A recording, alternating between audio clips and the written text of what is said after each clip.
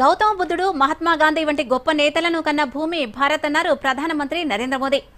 కాబట్టి భారత్ శాంతి గురించి మాట్లాడినప్పుడు ప్రపంచం వింటుందని చెప్పారు.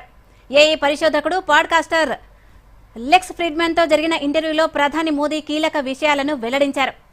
రష్యా ఉక్రెయిన్ వివాదంపై ఓ ప్రశ్నకు సమాధానమిస్తూ రెండు దేశాలు చర్చలకు వచ్చినప్పుడే వివాదానికి పరిష్కారం లభిస్తుందని మోదీ నొక్కి చెప్పారు.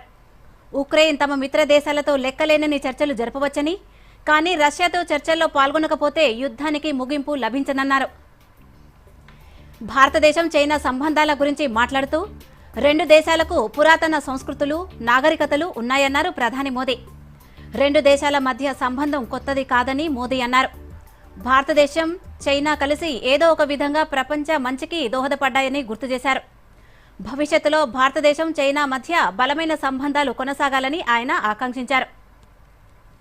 ఇక పాకిస్తాన్తో శాంతిని నెలకొల్పడానికి చేసిన ప్రతి ప్రయత్నంలో భారత్కు ద్రోహం, శత్రుత్వం ఎదురైందని ప్రధాని నరేంద్ర మోదీ అన్నారు. 2014లో తాను మొదటిసారిగా ప్రమాణ స్వీకారం చేసే సమయంలో పాకిస్తాన్ ప్రధాని నవాజ్ షరీఫ్ను ప్రత్యేకంగా ఆహ్వానించిన విషయాన్ని గుర్తు చేశారు.